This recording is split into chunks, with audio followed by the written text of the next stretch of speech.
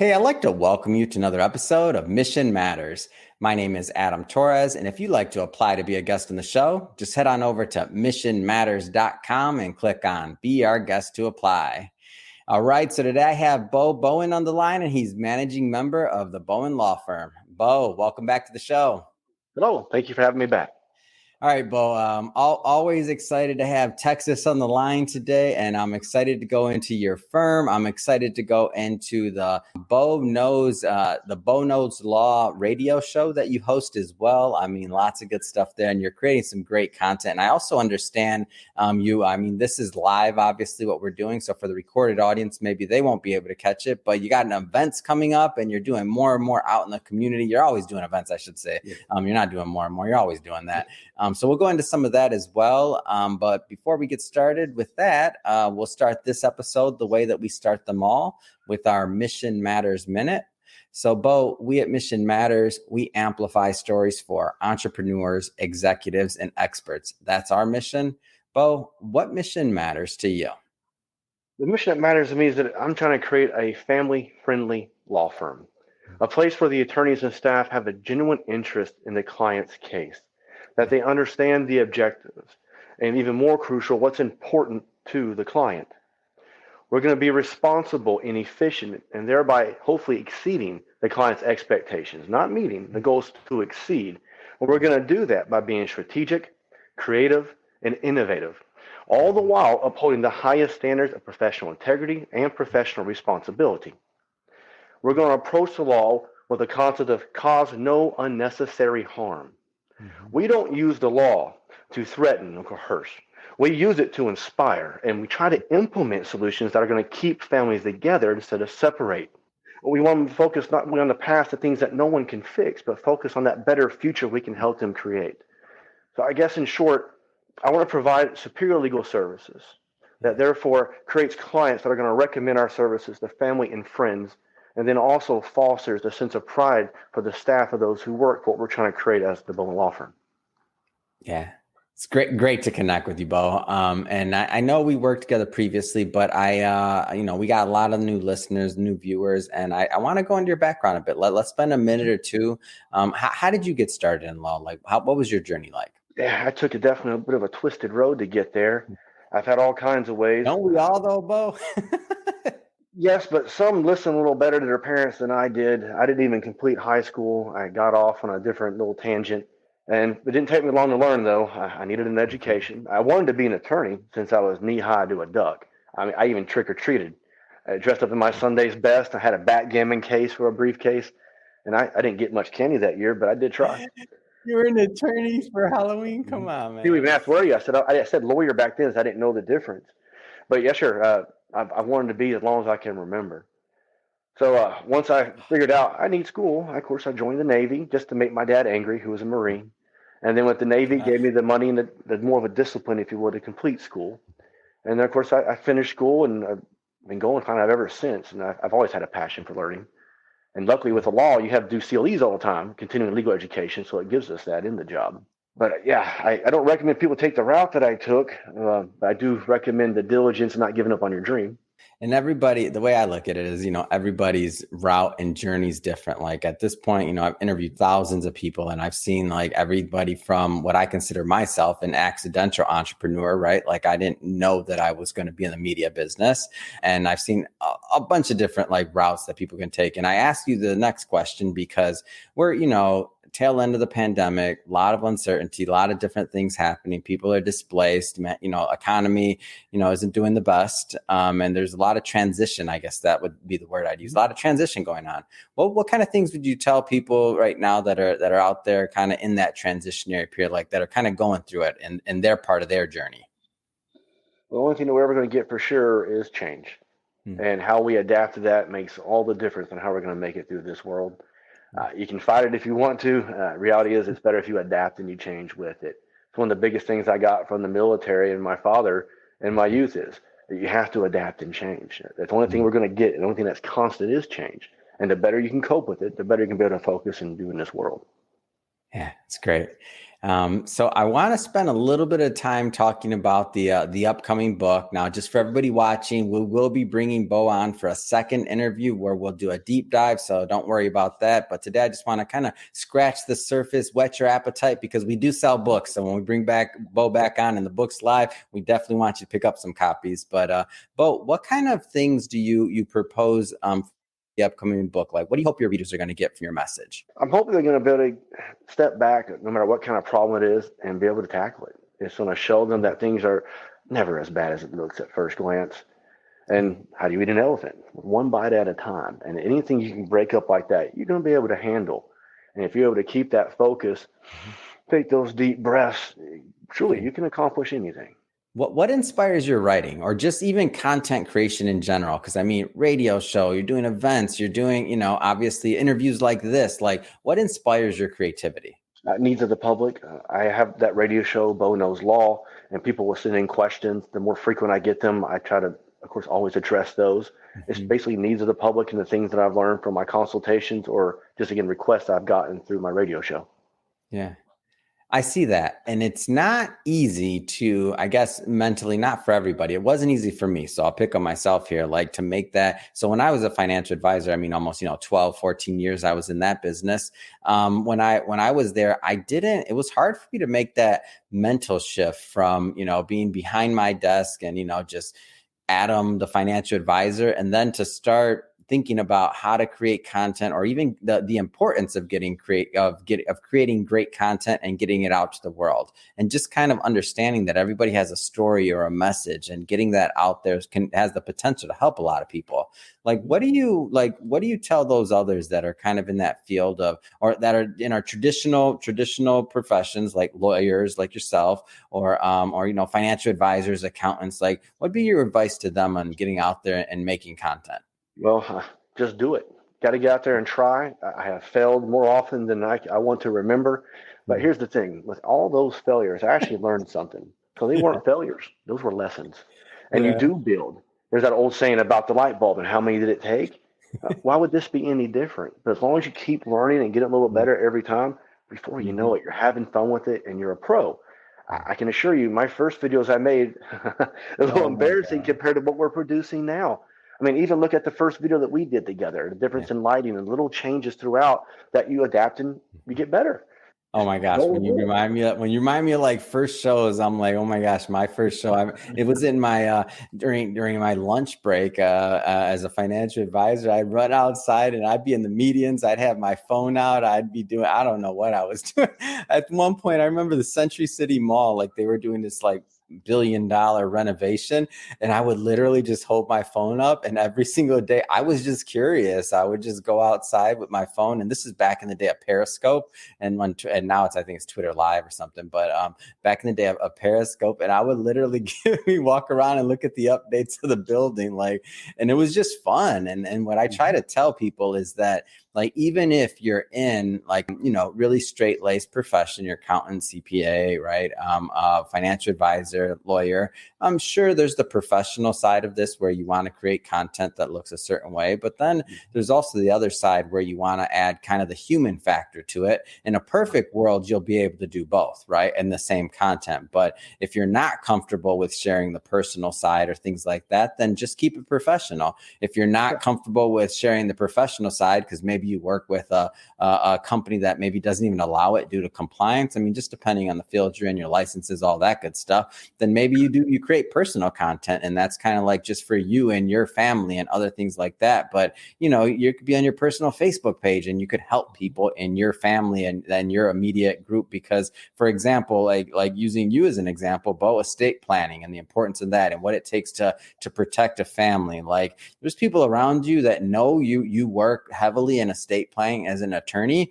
But if you didn't create content, it doesn't mean that they're getting the value or that they understand the concepts. Sure. Like, they just know that's your title, right? Yeah, sure. Well, I think you hit on something pretty important there, and it's you have to be something you're comfortable with, something you enjoy, and more importantly, you have to be you. I got that hit home. I had the opportunity to train with Jerry Spence at his ranch in Wyoming. He's one of my heroes. And one of the things I was doing wrong, I was trying to be Jerry Spence. I can assure you, I am no Jerry Spence.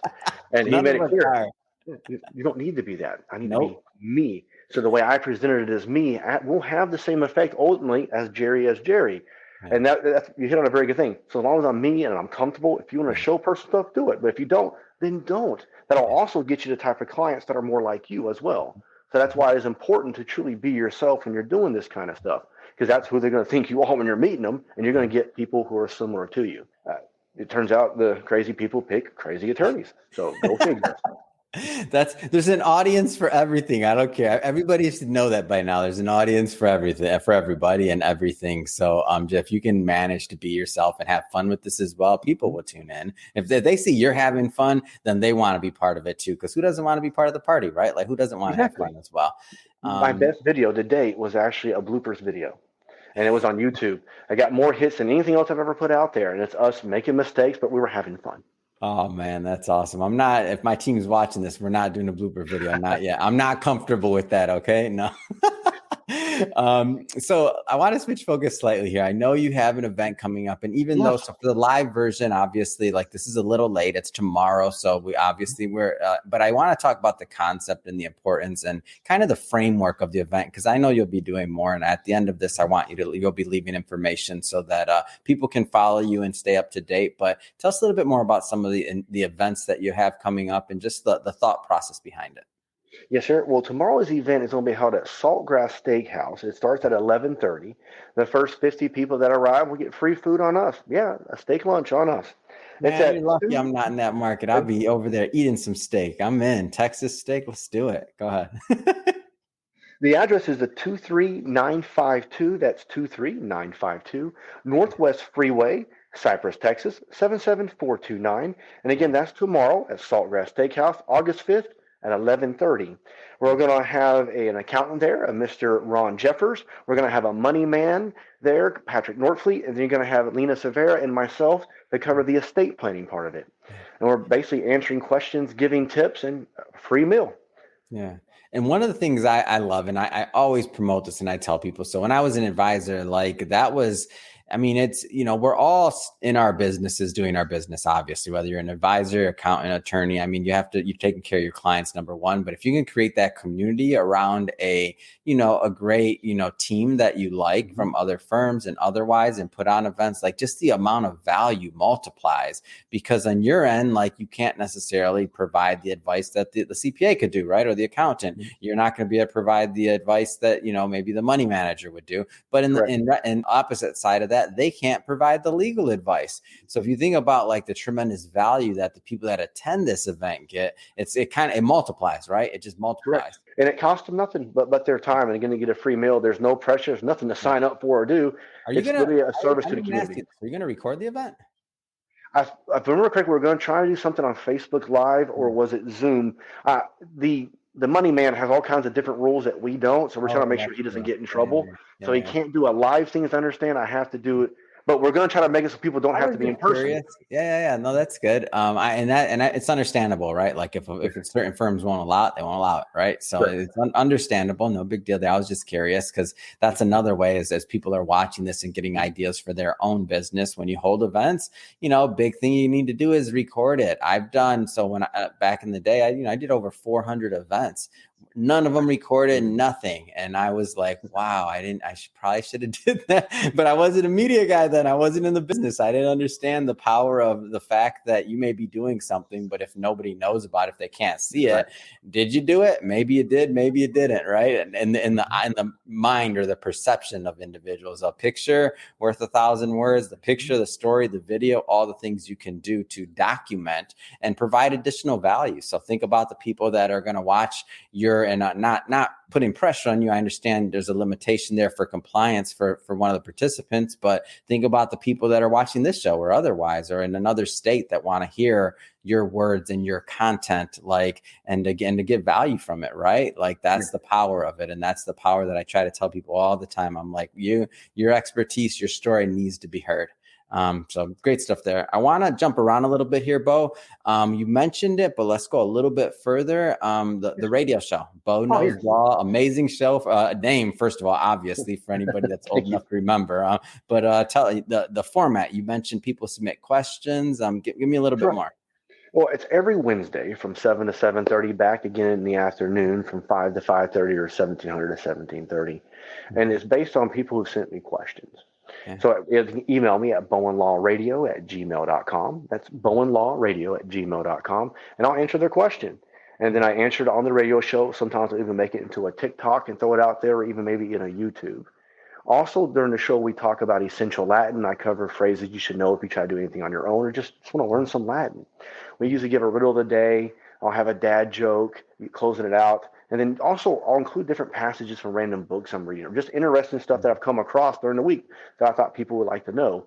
Usually law related, but not always. Mhm. And that's a quick, easy 30 minutes to fill with all that. I didn't know you were on TikTok. I don't think I'm following you. What's your Oh, TikTok? please. It should be Bo Knows Law.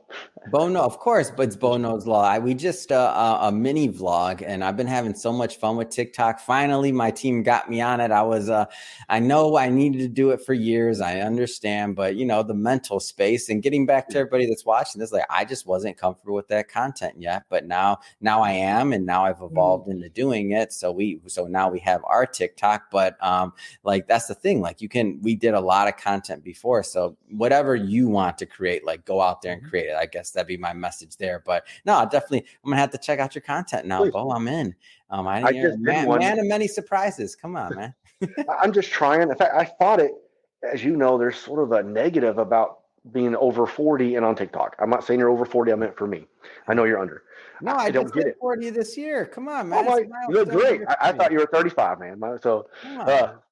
I didn't I realize. pay him So to say that. Anybody did, watching this, I pay him to say that. Thank you. I thought I paid you to say 25, Bo. Come on. I read it wrong. My sweat in my hand. But I fought it because everyone's like, "What do you mean you're on TikTok? You have a TikTok?" And these are all my buddies picking on me. Yeah. So, but I like it. It's actually a fantastic tool. They have a lot of good information on there. It's not just Oh yeah. punk kids and It's things like that. evolved. I There's a mean, it lot of good started with information. dancing. It evolved, Yes. right? Platforms evolved. It started with dancing Yep. and now just fun, like short, and it's still short videos, which is great. But now the Mhm. content's amazing. I mean, just Facebook. Facebook started with college kids. That was my day when Facebook was launched. I was in college, and you couldn't have a Facebook account unless you had a college email address. If you didn't have a college email address, you couldn't have a Facebook Oh, account. Just for college kids. It's evolved now to where I think my mom might be the number one poster on Facebook. I don't know, but she's retired. So like platforms change. If you're still yeah. fighting TikTok, you're in good company. I fought it. You're fine now. Go do it. I'm doing it. I'm last to the It's party. fun, isn't it?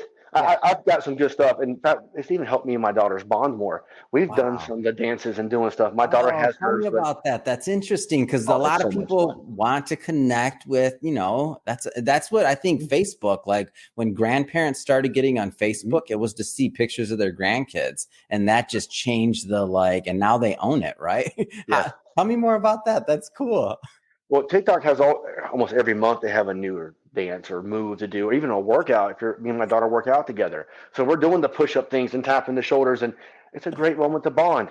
And go ahead and film it and have fun. You don't always have to send it, but at least Yeah. get that time with your kids, and you're meeting them for stuff they like. It doesn't have to always be our stuff. Oh, man. Again, it is a blast. That's awesome. Well, Bo, first off, it's been great to have you back in the show. Of course, we're going to invite you back for the second part of this interview as well, where once the book is live, we'll do a deep dive, and obviously we'll be selling books then, everyone. So we want you to pick up some copies. But until then, if somebody's watching this and they want to learn more about your firm, they want to connect with you, listen to your show. I mean, how do people follow you overall? Yes, sir. You can always start on my website at www.bowen, BOWENLF, as in lawfirm.com. So that's bowenlf.com. And on there, you're going to see the links to all of our social media because we're on it all. At least I'm trying to keep up.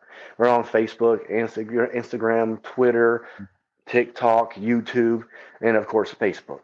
Yeah. You can always find us at 713-574-7777, Monday through Friday, 8 to 5. I have real people on the phones, not machines.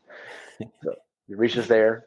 But we're Awesome. pretty much always standing by through email. Of course, access as well through the website at bowenlf.com. I don't make it hard to find me. I try to make it pretty easy. It's amazing. And we'll put that information in the show notes so that people can just click on the link and head right on over to your website. And speaking of the audience, if this is your first time listening to a Mission Matters episode or engaging with our platform in general, we're all about bringing on entrepreneurs, executives, experts, having them share why they do what they do, their mission, like what gets them up, what gets them motivated to go out there. Not easy to start a business, not easy to be an entrepreneur, like what keeps them in the game, and how can we learn from that, and how can we all grow together? If that's the type of content that sounds interesting or you're into, I mean, hit that subscribe button, because we have many more mission-based individuals just like Bo coming up on the line, and we don't want you to miss those interviews. So again, hit that subscribe button. And Bo, been a pleasure as always. Looking forward to the next time I get to work with you. Thank you. Sure. Thank you.